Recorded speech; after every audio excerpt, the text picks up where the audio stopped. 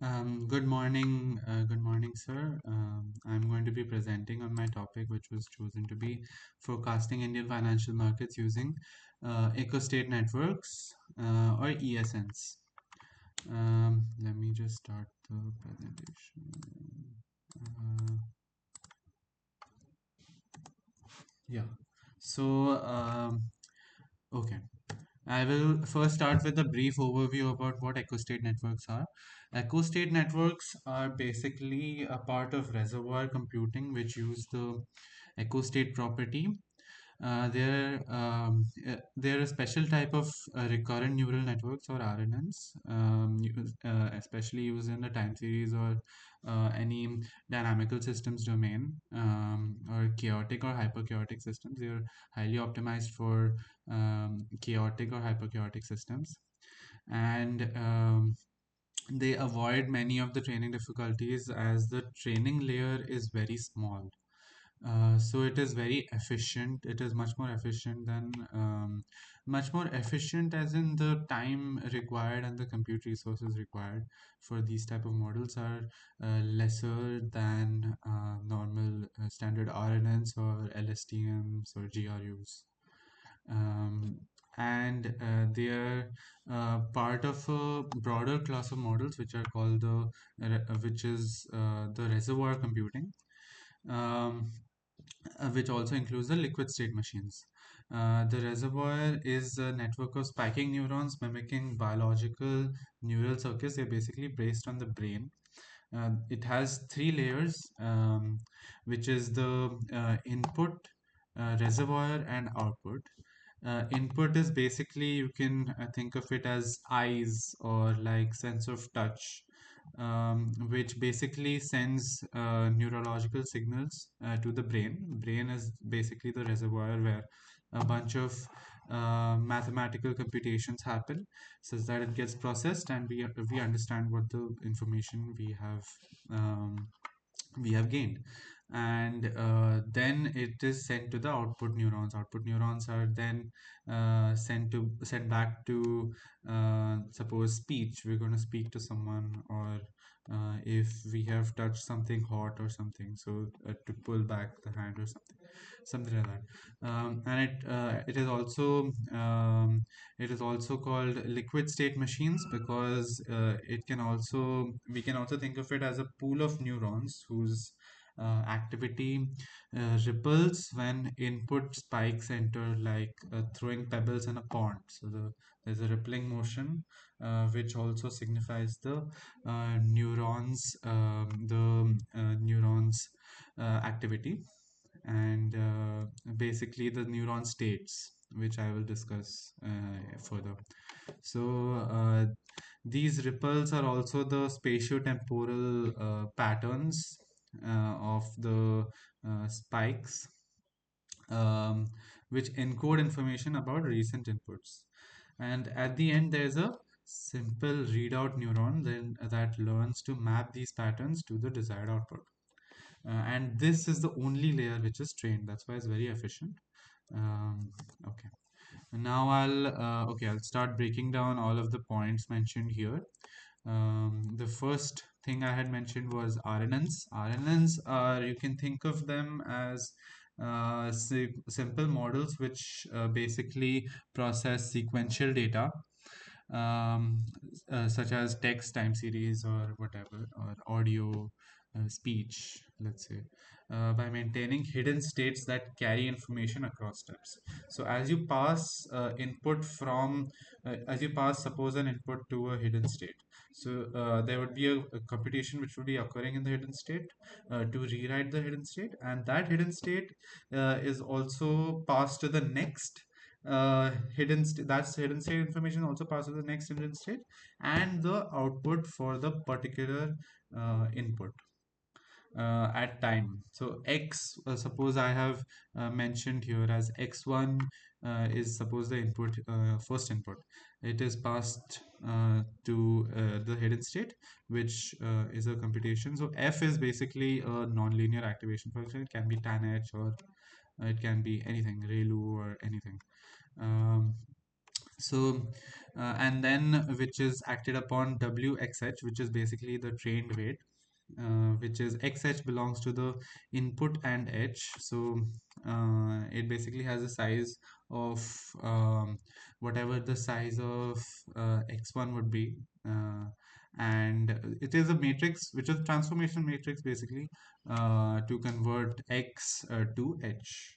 And this W is trained. Um, yeah, and then there is another W which acts upon the H naught, which was a initial hidden state, which could be any random number. Yeah, any randomly initialized hidden state, and WHH acts on that. WHH acts on that, and then that whole summation is along with the nonlinear activation function H1, which is again transferred to the y1. Y1 would be, there would be another WHY, as I mentioned. WHY times H1 would give you Y1. And similarly, this H1 is also then passed to this H2 computation, and thus H2 has a context of H1. That's why we can say that the output would also kind of be in a contextual manner, in a serial manner. And there is also some biases for the case of, so y1 can be equal to, y1 is equal to h1, so w hy h1 plus by, and h1 can be calculated as f of wxh times x1 plus whh times h naught plus bh. Similarly, for the latter cases, and this is how the RNN works. I'll show you how it is trained now, or how the basically the process or algorithm is. So basically, we have the forward pass, which is just we do, as I had mentioned, y cap t, or which is the predicted. We usually keep y as the, as I mentioned here, y as the original, and y cap t is the predicted.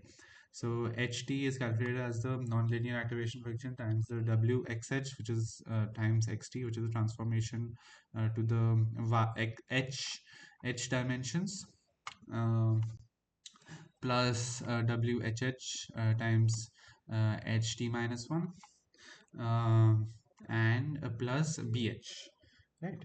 As I had mentioned before as well. So this is the forward pass. And loss calculation. Then the loss calculation occurs after we get the predicted Y. We calculate the loss, can be any loss function such as MSE, RMSE, or binary cross entropy, um, for the case of just binary outputs. But usually we don't deal with binary outputs in the case of time series data. Um, so after the loss is calculated, we go to the backward pass. Backward pass calculates the gradients basically. So this gradient would be equal to delta of t, which is equal to del L by del HT, plus WHH T, which is the transposed WHH, just to get the same dimensions of that, which is of delta of T plus 1. So this is delta of the T time step, and this is the delta of T plus 1th time step, with the just the normal single, just a one-to-one multiplication, um, the direct multiplication between f dash of a. F dash of a would be equal to the um, the differentiation of the activation function with respect to of the entire this differentiation or activation function of this whole thing with respect to the loss, right? um, This is just standard chain rule we have applied here. Delta, yeah, and then we have basically the parameter update, which would be equal to um, we just basically enter the newer parameters after going down the slope analogy of the gradient. The loss function would be basically suppose some n-dimensional surface, and we are going down by calculating the gradient. We're trying to reach the minima so that we get minimum error of the loss. We're trying to reach the global minima, um, and that's why hence this is the parameter update. This is standard gradient descent I'm showing. And then gradients are propagated back in time, allowing the model to learn temporal dependencies. Right. And eta is basically the learning rate, and del L by del theta, uh, this is del L by del theta. This is delta t, which means del L by del theta of at the t time step, and this is the t plus 1 time step. This we have taken for the entire case. Right. Um, okay, now I'll be explaining reservoir computing or liquid state machines. Reservoir computing, as a brief overview, would be that these are basically RNN models where we, instead of training all of the hidden states or the weights, basically the WXH, as we have seen XH and WHH and WHY, instead of training those, we instead predefine two of those. We predefine WXH and we predefine WHH, which I will explain in the future. Basically, this is broadly a part of representation learning in AI, and it is used to basically get better representations of the initial input we are passing through. We pass through some random initial input. Maybe directly it's not able to produce good predictions instead, so that's why we try to make it into a form which is better for the model, which is easier for the model to directly map the input with the true values. And thus we use this, and then um, thus we only train the last layer, which is the output layer, um, and which is also called the readout layer, and which is trained using simple ridge training mechanism. Ridge regression is a regularized version of the linear regression that adds a penalty to large coefficients to prevent overfitting. Right. Ridge uses L2 norm, as we can see, L2 norm of the parameters or the weights. There's another method called lasso, uh, which uses the L1 norm. We use ridge here, as is the common practice, and works on minimizing the loss function. This is the loss function, and here we don't use gradient descent. Sorry.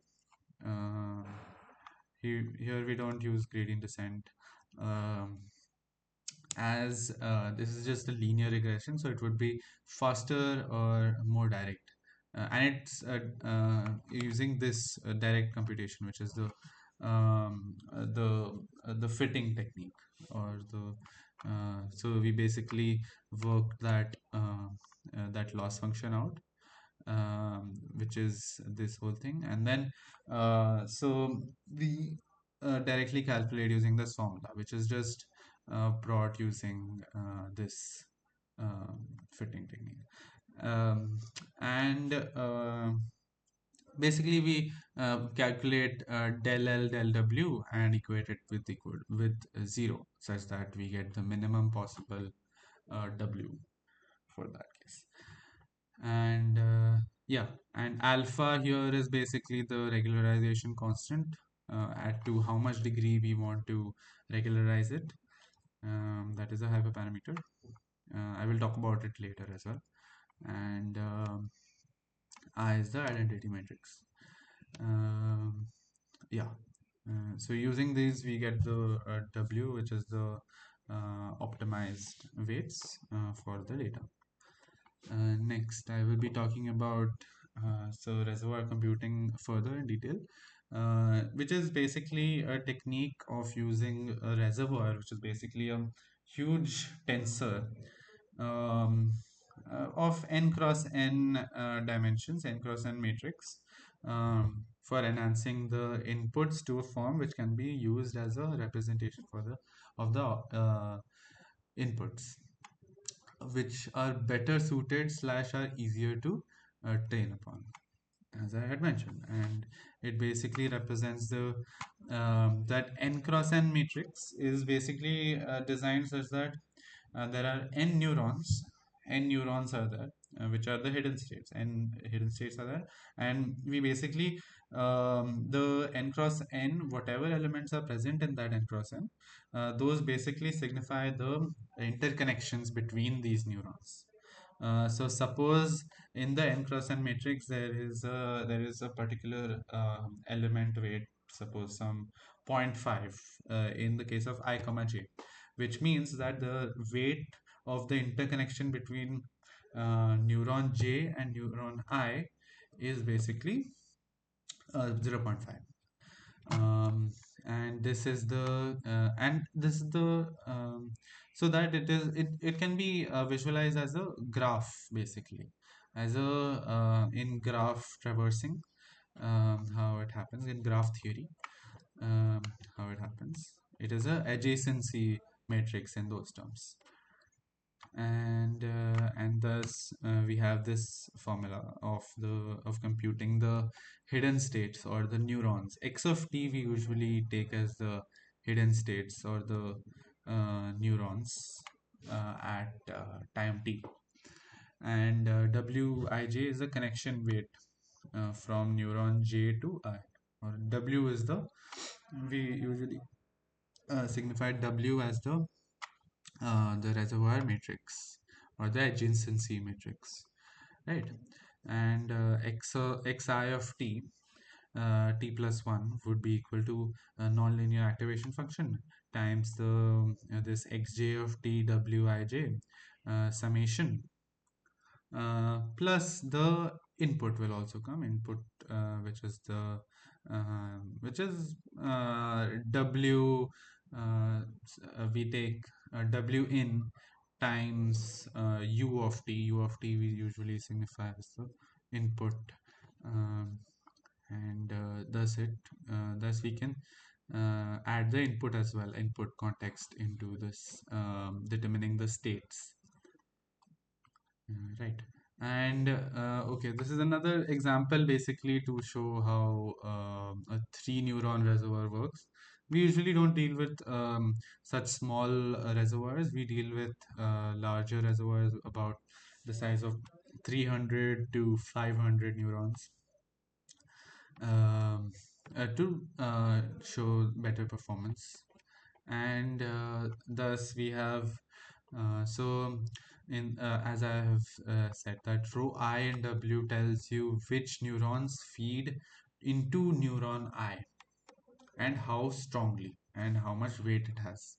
So rho I, which would be, there would be a matrix rho I, this any element in that tells you which neurons would be fed.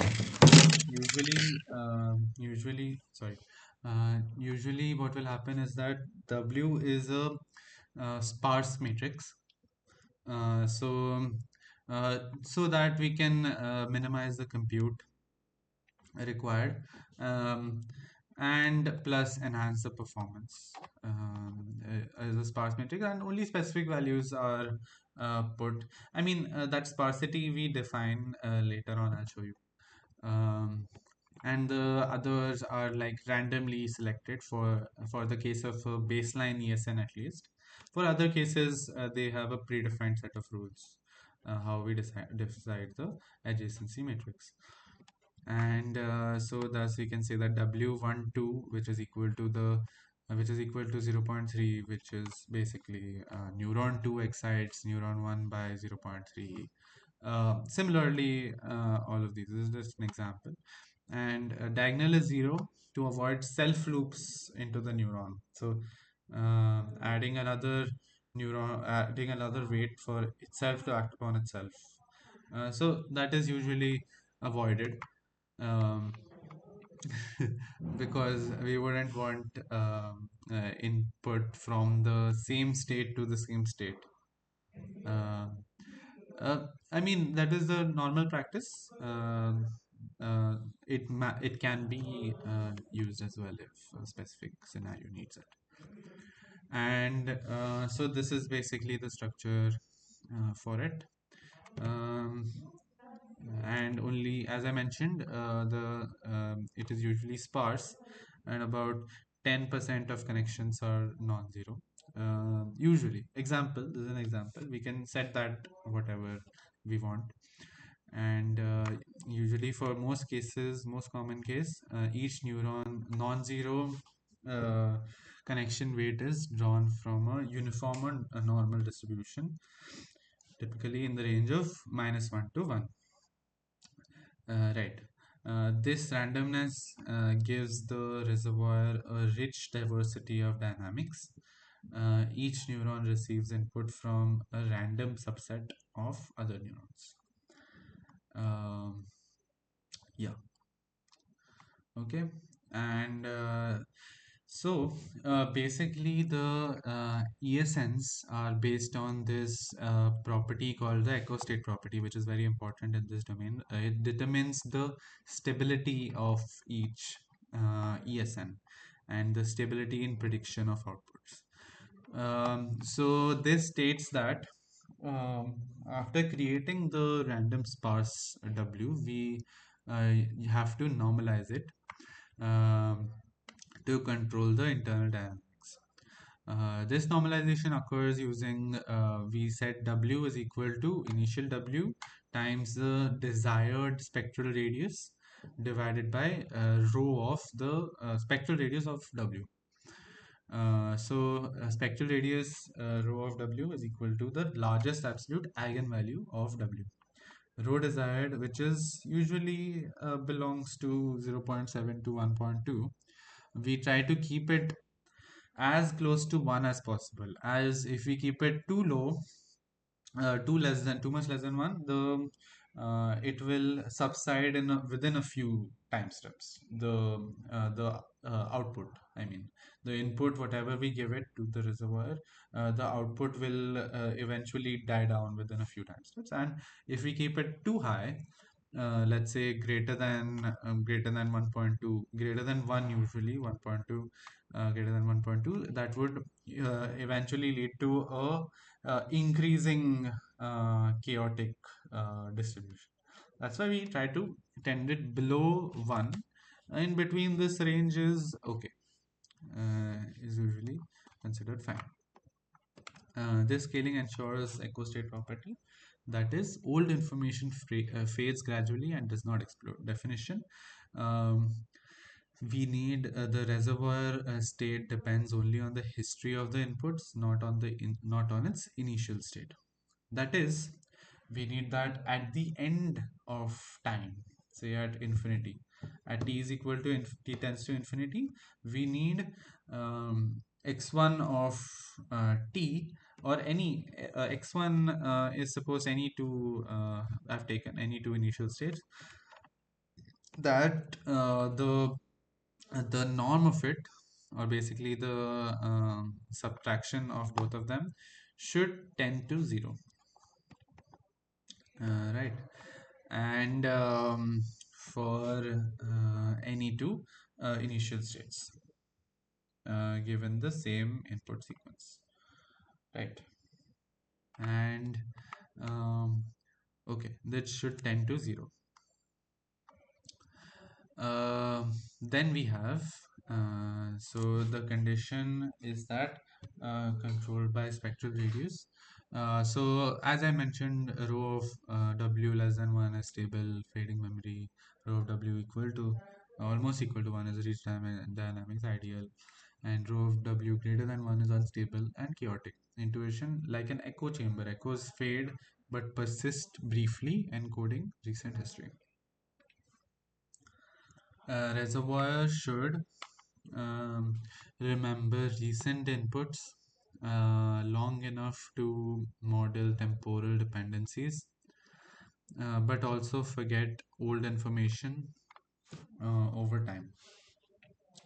Um, that's what we want basically. It should remember recent inputs, but also forget after a long time, forget old information, prevent chaotic divergence. If the reservoir retains echoes of old signals indefinitely, or if small differences grow exponentially, the network can't be trained stably. And the echo state property ensures controlled fading memory of past inputs and signature features of ESNs, which is to mimic the chaotic distribution um, almost accurately. Um, and okay, so this is a little bit of mathematical view of ESP. So suppose we have some reservoir update, let's say keeping it W x of t for the case of simplicity, x of t plus 1 is equal to f of W x of t, right? And now what if we differentiate that, get small perturbation get a small perturbation in that x of t plus 1, which would give me, after we differentiate, we get the Jacobian of f and times w x of t. This is the chain rule, w delta x of t, right? As w is a constant, where jf is the Jacobian of the activation function. For tan h, it's bounded by 1, right? Where JF is the Jacobian, and it is, for simplicity case, we take tan h or any other activation function.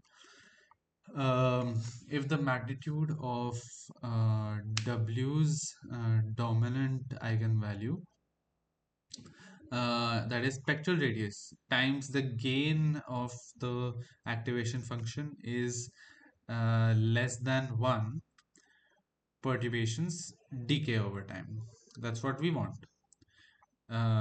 So that we have to ensure that norm of this, when it tends to infinity, or the greatest value for this has to be less than or equal to the norm of the right hand side, which is which is basically the row of W times the delta x of t norm, which should be less than delta x of t norm, which just means that the previous value, so it should be capped at delta x of t, which also shows that, and as we know, as rho of W is about close to, if we set it close to 1, then only it will be capped at this. If we don't, then it will increase, which is not what we want.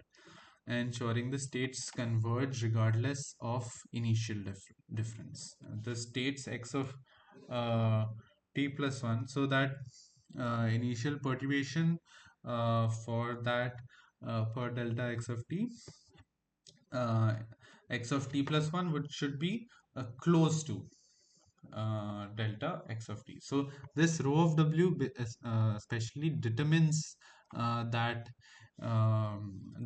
convergence of between delta x of t and delta x of t plus 1. And this is a formal stability requirement of the ESP. Okay. Now as I have discussed reservoir computing in detail, I will start with my experiments. um, and discuss about my project and what I did basically. Um, okay. The model I used for the baseline was this ESN normal ESN baseline model for the project. I used the baseline ESN model for the project. The architecture for the baseline ESN model goes as follows. It has three parts: input layer, which is input layer which feeds the external signal into the reservoir, which is WN. And I have chosen the size to be about 7 cross 300 to account for the seven features I selected. Seven features I selected was close volume, SMA 50, SMA 200, EMA 20, RSI, MACD. I will explain both all of them in detail later on. Basically, then that is passed to the reservoir, which is the recurrent hidden layer, a large pool of randomly connected neurons with recurrent edges, as I had discussed before. And selected size for this was about 300 cross 300. And then comes the output layer, which linearly combines the reservoir states to produce the output. This is the only part that is trained using the ridge regression method, as I discussed. Um, Selected size for this was about 601 cross 7 to account for the square augmentation. We do this for extra nonlinear transformation to approximate second order or quadratic nonlinearities. So as the norm is usually observed, and in this domain, that we use this quadratic square augmentation, which is basically we have the x, suppose the output, we have a output, we basically concatenate it with x comma x square comma 1, um, to make it a so x so there are 300x, and then 300x square, and then 1, which is one more layer we add to make it a large matrix. So this is done because we try to add extra nonlinear transformations to express more features, as the norm is that second order nonlinear transformations, if we add, it will tend to be more better for the model to learn, and can basically map information better. So now the overall process I will discuss again once more. The overall process was I used tan h and wx of t plus w in u of t plus 1 x dash of t plus 1, um, which would give me this. And this is x dash of t plus 1. I'm just this is a temporary variable. So final x of t plus 1 comes using this whole part. This is the leaking rate, basically I'm adding. Um, and x tilde would be again the square augmenting, which would be x of t plus 1 comma x of t plus 1 whole square comma 1, and y of t plus 1, which would give me w out of x tilde of t plus 1, right? And here u of t is the input, x of t is the hidden states, alpha is the leaking rate controlling update speed, x tilde of t plus 1, which is augmented state, includes squared term plus bias. 1 is the bias. Y of t plus 1 is the output at time t plus 1. And okay, now I'll be talking about the data. I basically used the Nifty 50 data for my project. Nifty 50 is just an index in the stock market. I just use that for showing my project. We can use in practice, we can use any other stock or index or anything as per choosing. I use the Y Finance API to collect data, as it is the best free API. which is there in this domain. Um, from that, I fetched basically about 2010 to 2019 all of the data. I did not want to use the COVID data because it was very skewed from uh, past data. So and this gave me about 10 years of data. This I split into zero point 0.8 for training, zero point 0.2 for testing, and this total data would account to about 2442 data points. And yeah, and then I made technical indicators to enhance the features, etc. Now I'll be talking about, so this was one of the technical indicators I had used, which is, no, this was basically four of them. I plotted it in one graph. Um, so one was the closing price of each day for Nifty. As we can see, from 2010 to 2020, it is approximately going from 6,000 to 12,000.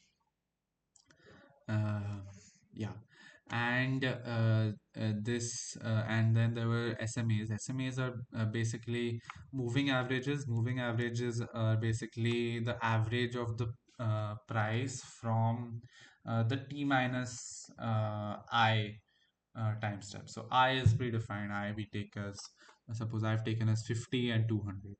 Um, and EMA is basically the exponential moving average, which is, we take again this leaky kind of function, alpha times PT plus 1 minus alpha EMA T minus 1, um, EMA of T.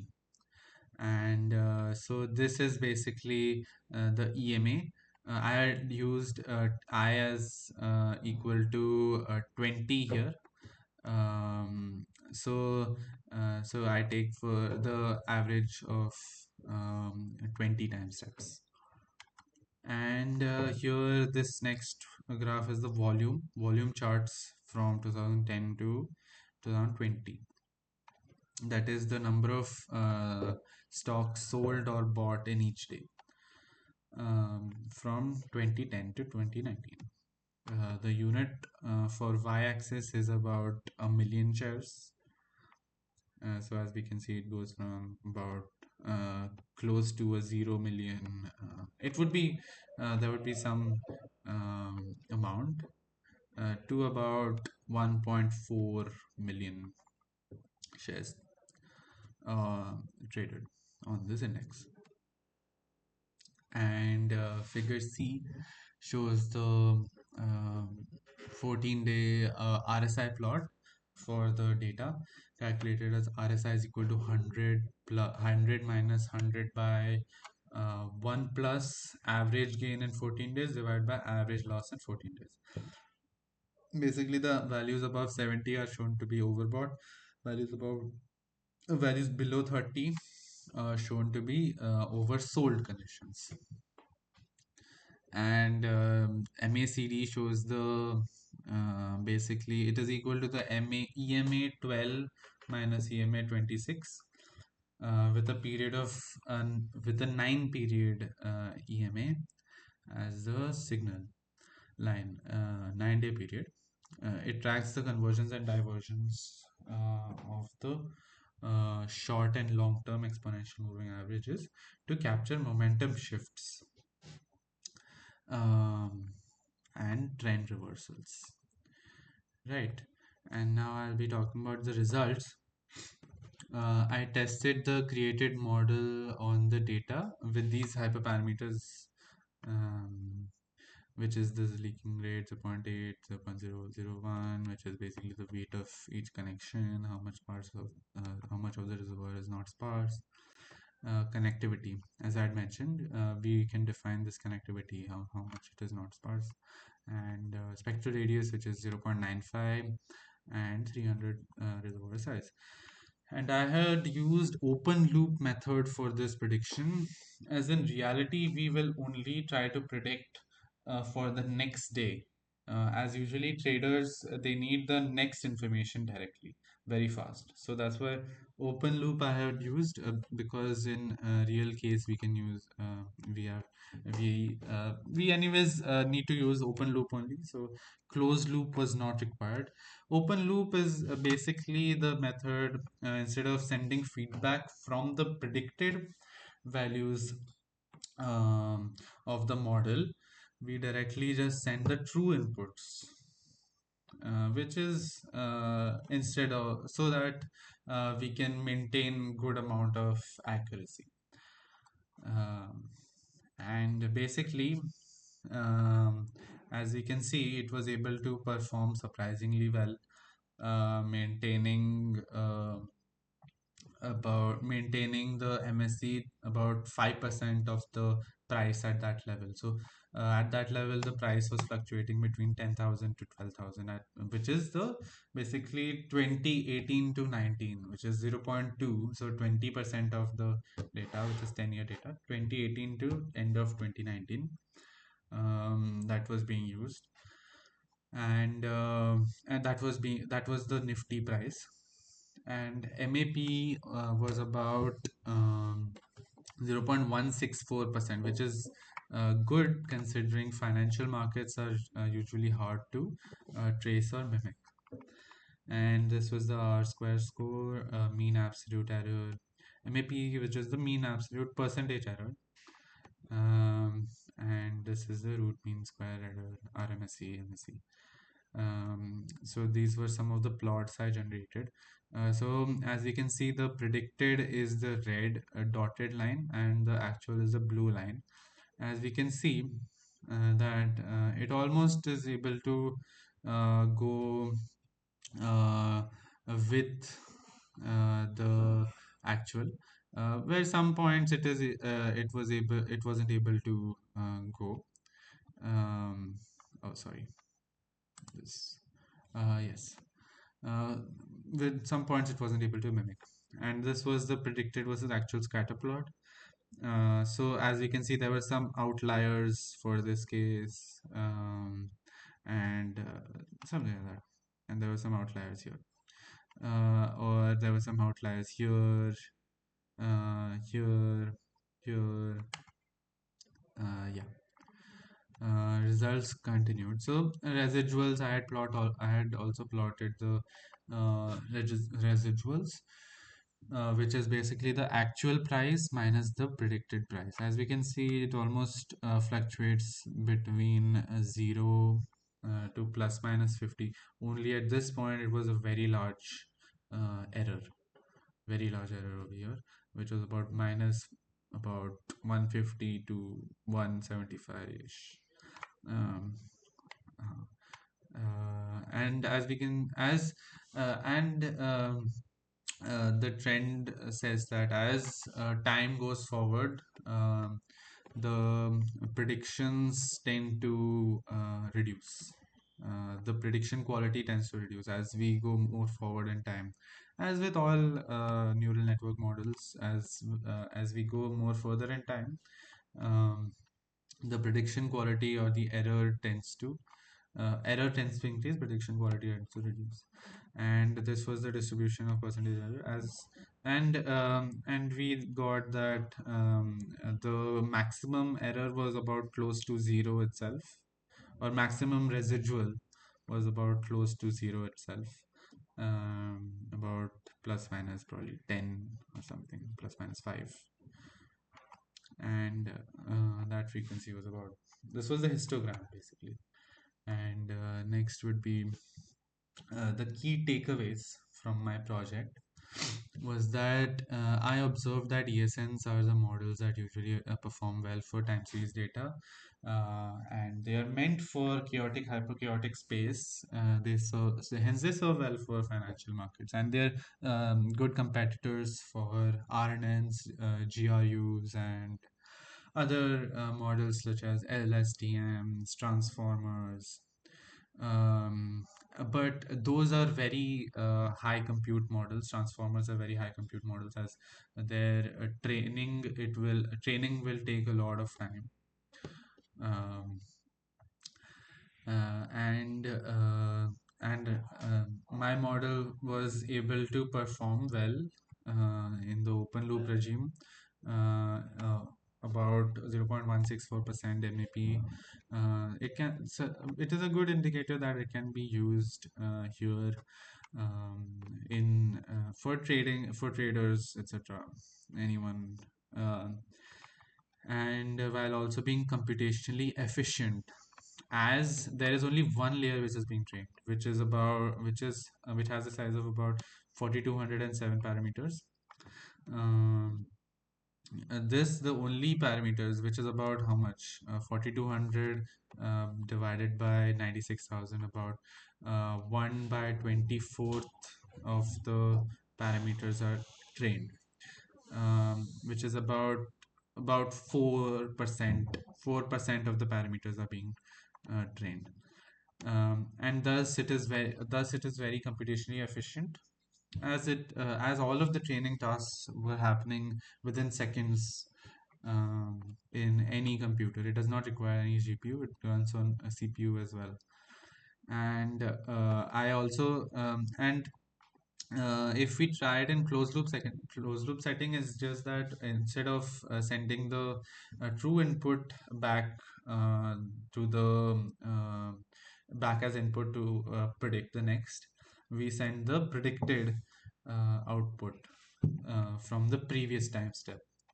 In that case, it was performing much worse, as naturally it is very hard for any model to predict for later time steps, for about say 200, 300, for about 2%, 20% of 2400, which would be 500 time steps.